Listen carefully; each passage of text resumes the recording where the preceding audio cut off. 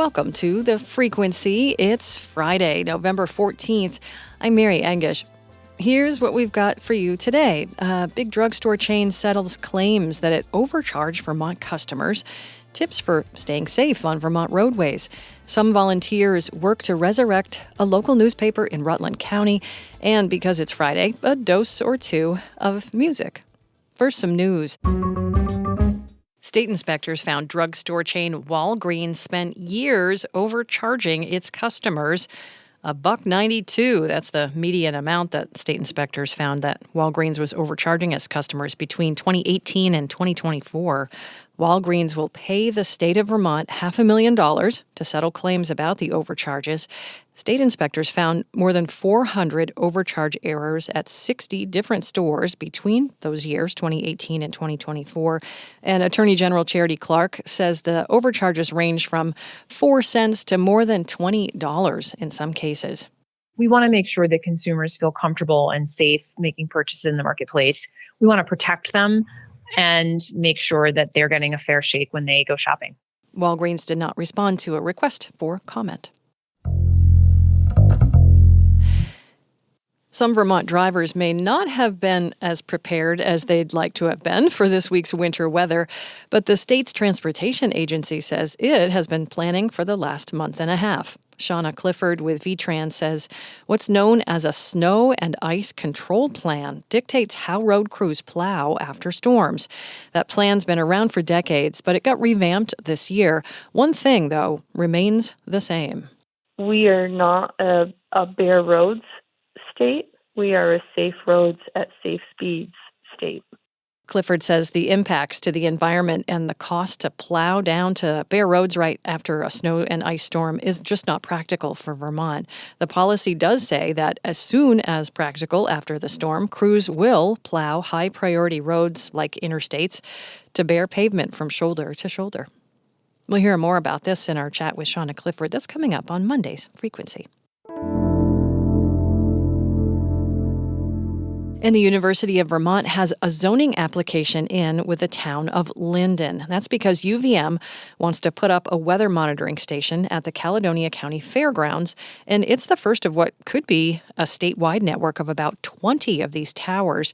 To help us understand what's going on with this project, we've got Vermont Public's Howard Weiss-Tisman here. Hey, Howard. Hey, Mary. Howard, what do we know about the project? What's UVM going to do here? Yeah, so this is the UVM Water Resources Institute, and they want to build what's known as a mesonet. A mesonet is a series of weather towers.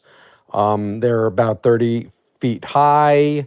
They have instruments that record temperature, humidity, rainfall, things like that. And eventually, once all the towers are in place, it's a network that talks to itself. So it will give forecasters and other people interested in the weather real-time data from all over the state. There are 38 states have a mesonet, and Vermont is one of the 12 or so states that do not. And so they want to try to get this going here. Oh, cool. How will all this new weather data actually be used when they do have all these towers up? Yeah, so it can be used for forecasts. You know, we know that Vermont has been hit really hard by flooding. There are parts of our state, because of geography, that we don't really have good weather data for. So it'll help weather event planning, and it will also help the recovery process after flooding. Right now, Vermont relies on National Weather Service towers in Colchester and Albany, and there are a lot of pockets in the state that we are not getting really accurate up-to-the-minute data. And the National Weather Service is on board with this project. They're helping UVM kind of find the best sites in the state for these towers. Once the towers are up, the information is going to be public, so it can be used by farmers, emergency responders, etc. And along with forecasting, it's also going to let UVM do some long-term climate change data. So, they say there's a lot of value and a lot of use in it. We mentioned in the intro that Linden is the first place that UVM has presented this idea for the first tower. Any pushback from any of the players so far? Yeah, there were some concerned citizens in Linden at the DRB meeting. They had, a lot of the same concerns people have about towers, about the technology up there. Now, there's a big need in the Northeast Kingdom for this data. That's really one of the parts of the state where we don't have good data for. So the town is expected to give an answer on that zoning application very soon, within the next few days, possibly. And if that happens, UVM is hoping to pour concrete this year before it gets too cold. They have plans for a second tower in Duxbury, and they'll be applying for that in the spring. Each one of these towers costs about $50,000, and UVM does not have the money for the full project, so they're hoping to work with lawmakers or apply for grants to get the rest of the project going. It could take 5 or 10 years to get the whole thing complete, but first one's going up in Linden and then hopefully in Duxbury next year. Find Howard Weiss-Tisman's reporting about these weather towers at vermontpublic.org.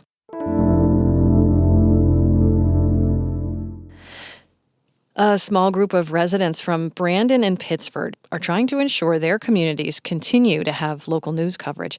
That's after the Brandon Reporter shut down on October 1st, citing financial problems. More than 60 local residents gathered at a recent public meeting, and they were discussing ways to save the paper. Pittsford resident Christopher Sherba is part of a 6-person working group trying to develop a digital version of the Reporter run by volunteers. Yeah, in 6 months, I really just hope that we have found the structure that none of us feels burdened by this, that we feel like we're contributing, and that together with others in the community that hopefully step up, will make sure that it's sustainable, truthful, honest, and helpful. Since 2005, almost 40% of local newspapers in the U.S. have vanished, including several in Vermont. More than 130 have closed in the last year. For folks looking for part-time and seasonal work, the Department of Labor is hosting a statewide job fair next week. Those job fairs will occur Wednesday, November 19th at job centers in 5 communities. There'll be one in Barre, Burlington, Rutland, Springfield, and St. Johnsbury. And coming up, we're going to hear about a homecoming performance this weekend from a Grammy-nominated pianist, and we'll kick off the weekend in a dark bar room, drumming out a beat on a table. That's coming up after this. Thanks for listening to The Frequency, where support comes from 802 Spirits. When you shop at one of the 80-plus independently owned 802 Spirits stores across Vermont, you're supporting local Vermont communities. Learn more about how 802 Spirits contributes to the spirit of Vermont and the Vermont General Fund at 802spirits.com. And Springfield Cadillac GMC in Springfield, Vermont, offering a wide range of pre-owned electric vehicles starting at under $20,000. View all EV inventory at springfieldgmc.com. Pianist Adam Tendler grew up in Barre. His first recitals were at the Barre Opera House, and this Sunday, Tendler will return to that same stage for a homecoming concert. He'll perform his latest album called Inheritances, which was just nominated for a Grammy. Inheritances is a project born from grief. After his father's unexpected death, Tendler commissioned 16 composers to write music about the things we inherit. And so I was like, well, this is how I can actually live with this memory and process this grief. One of the composers is Nico Muley, whose piece you're hearing now. Muley is also a Vermont native. Tendler performs Inheritances Sunday, November 16th at the Barre Opera House. Youth tickets are free. And you can find lots more events going on this weekend at our community calendar. Find it at vermontpublic.org/calendar. And we'll leave you on this Friday with some local music. Today's tune comes from Danny LaFrancois, Luke Autry, and Matthew Jaden, better known as the Vermont Americana outfit Danny and the Parts. The band's new album, Mona Lisa's Eyes Are Blue, was released this fall. Here's a taste of their tune, Long Neck Version, with LaFrancois giving you some behind-the-song details. Long neck version of a fella looking fine. Well, my eye caught the mirror, used the devil in disguise. And the girl in the corner, well, her hair's catching right on fire. I grew up with a lot of books around the house, illustrations. My mom and my dad were both kindergarten and second grade teachers. And I started writing at a young age, songs and stories, and weaving themes in and out of kind of each other, and putting myself in a character, like another person or another time. Long neck version of a fella looking fine. He goes bang, bang, bang on the table all the time. But the girls in the corner, yeah, they're drinking all the red, red wine. I begin to tell a tale, kind of nursery rhyme style. The inspiration is kind of from maybe an old pub. I see sailors, I see an old dock, somewhere between reality and lore. Long neck could be a man that walks into the room. Girl in the corner where her hair's catching right on fire, that could be a redhead. You can put yourself in the room. There's also a danger and suspicion as well. I'll be sitting mighty free. I'll be linking to you, and you'll be running after me. But if it don't come easy, got me swinging from the big old tree. Long neck version of a fella looking fine. It goes bang, bang, bang on the table all the time. The girls in the corner, yeah, they're drinking all the red, red wine. That's local band Danny and the Parts and their song Long Neck Version from the new album Mona Lisa's Eyes Are Blue. Find it wherever you listen, stream, and download music.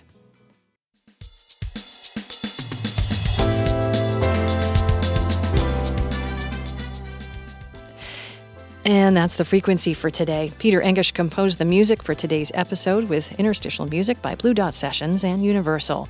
Additional reporting by Liam Elder Connors, Nina Keck, Mark Davis, and the Community News Service. The episode is produced by Adia Golston with Stephanie Colombini editing. Have a great weekend. I'll talk to you again on Monday.